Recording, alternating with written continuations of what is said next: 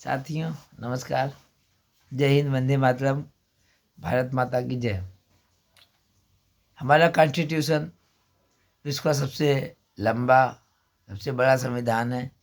हमें गर्व है डॉक्टर भीमराव अम्बेडकर और उन सभी लोगों को, भगत सिंह, राजगुरु, सुखदेव और कितने ही लोग जिन्होंने आज़ादी के लिए अपने प्राणों का उत्सर्ग कर दिया, बलिदान हो गए, शहीद हो गए। तो सभी लोगों के मेहनत का फल है हमारा संविधान। लेकिन आज एक नई चीज़ लेकर आ रहे हैं कि जो संविधान है ये क्या है, टाइप किया हुआ है, कंप्यूटर से निकाला हुआ है, जो मूल रूप में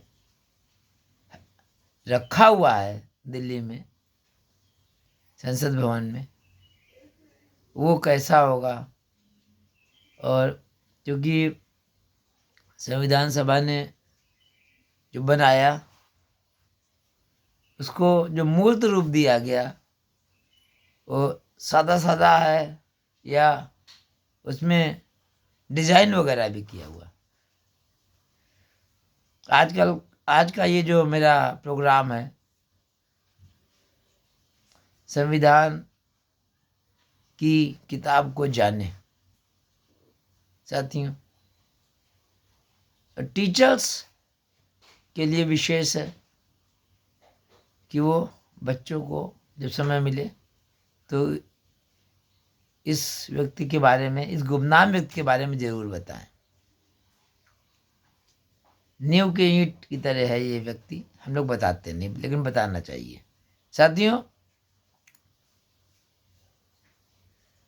जब संविधान संविधान सभा ने पूरा प्लान कर डाला कि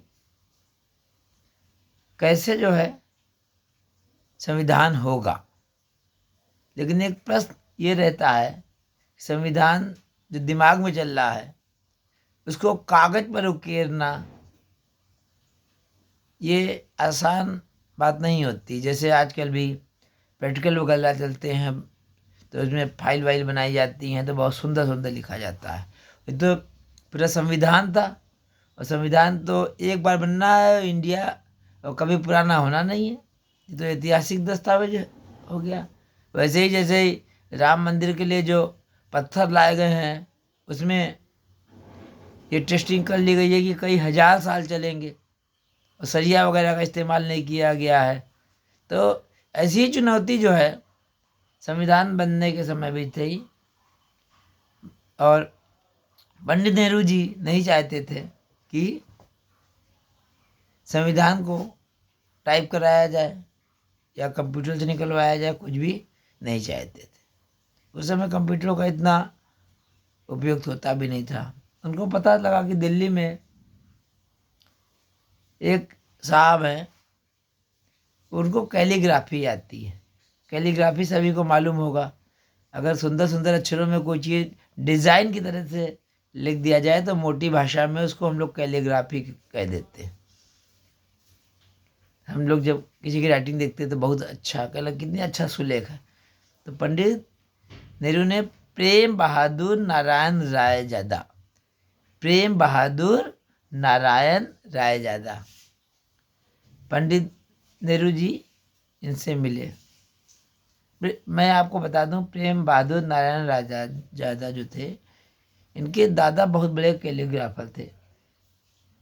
क्योंकि इनके प्रेम बिहारी के माता पिता की मृत्यु जल्दी हो गई थी, मतलब ये जल्दी अनाथ हो गए थे, तो अपने दादा या बाबा के साथ ही रहे, परवरिश उन्होंने ही की। तो वही जो डीएनए में होता है वो बच्चे को सिखा देता है। जैसे मेरे डीएनए में जो मैं सिखा दूंगा, आपके डीएनए में जो है वो बच्चों को सिखाने की कोशिश करेंगे। तो हुआ ये, पंडित नेहरू ने उनसे कहा कि भैया ऐसा है राजादा जी, मुझे कॉन्स्टिट्यूशन लिखवाना है, वो भी हाथ से। आप कितना पैसा लोगे? प्रेम बिहारी जी ने कहा, भगवान का दिया हुआ मेरे पास सब कुछ है, मुझे कोई पैसे की ज़रूरत नहीं है। और मैं ये चाहता हूँ, एक ही बात है कि दादाजी ने मुझे सिखाया है, मैं संविधान लिखूँगा तो हर पन्ने में मेरा नाम आएगा और लास्ट के पन्ने में मेरे साथ मेरे जी का भी नाम आएगा। भाई पंडित नेहरू जी को इसमें क्या परेशानी हो सकती थी? उन्होंने सहर्ष स्वीकार कर लिया, तो कोई बात नहीं, आप चालू कीजिए। फिर उसके बाद समस्या थी कि अब किताब जैसे हम लोगों की फट जाती है तो दूसरी ले लेते हैं, बाइंडिंग करा देते हैं, लेकिन एक आयु होती है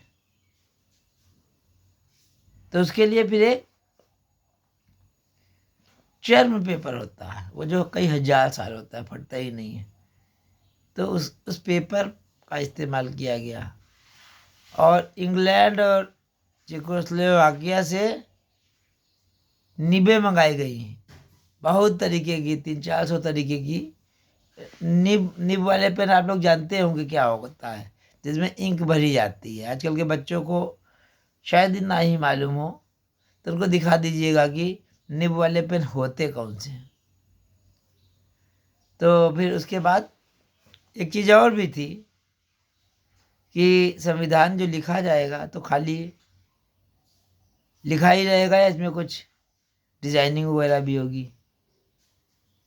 तो ये प्रयास था कि पूरा ईसा पूर्व से पूरा इतिहास जो है कुछ चित्रों के माध्यम से भी आ जाए, क्योंकि कोई भी चीज़ होती है चित्र और लिखा दोनों होता है तो देखने में अच्छा लगता है। तो फिर नंदलाल बोस और उनकी टीम थी, करीब 21 चित्रकार थे। एक बैठक हुई, बैठक में ये तय हुआ कि ऊपर के आधे पन्ने में चित्र होंगे, इनमें हड़प्पा मोहनजोदड़ो की मोहरें, भगवान बुद्ध का बौद्ध धर्म, सम्राट अशोक, विक्रमादित्य, मुगल काल, इन सबके चित्र भी इस आशय से मतलब इसमें प्रिंट क्या कराएगा, मतलब ड्राइंग बनवाई गई कि हड़प्पा से लेकर अब तक का पूरा इतिहास जो है आ जाए, कोई भी चीज छूटे ना। ये कल्पना थी नेहरू जी की। उन्होंने ये बात प्रेम बहादुर जी को और नंदलाल बोस जी को बताया। नंदलाल बोस को नंदलाल बसु भी कहीं कहीं कहा जाता है, वो इशू नहीं है खैर। तो फिर इसके बाद जो है वहाँ एक कमरा दे दिया गया इनको और 6 महीने लगे पूरे बनने में। कितने महीने? 6 महीने। कितने लिखा? प्रेम बहादुर नारायण रायजादा पूरा नाम था, और 1 भी रुपया नहीं लिया। आज होता तो कई करोड़ों का टेंडर होता, तब लिखवाने में जो है पूरा काम हो जाता लिखवाने का। लेकिन ऐसी देशभक्ति की भावना भी हर आदमी में नहीं मिलेगी। हर पन्ने में प्रेम बहादुर जी ने अपना नाम लिखा और लास्ट पन्ने में अपने दादाजी का भी नाम लिखा। और इसके जो पूरे 251 पन्ने हैं और लगभग जो है 4.25 किलो है ये, और एक चर्म टाइप का एक पेपर होता है, और मतलब फाउंटेन पेन जिसको कहा जाता है, निब वाला पेन, उससे लिखा जाती। तो मैं टीचरों से अनुरोध करूंगा, जितने भी लोग देख रहे हैं वो जो है ना, इस मेरे एपिसोड को देखकर स्वयं भी जो है ध्यान रखें और बच्चों को ज़रूर बताएं।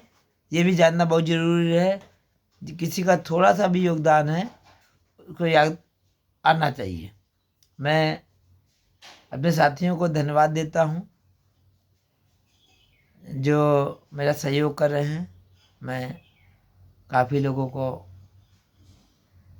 जो विशेष रूप से हमारे साथ लगे हैं, कमेंट्स करते हैं, फॉरवर्ड करते हैं।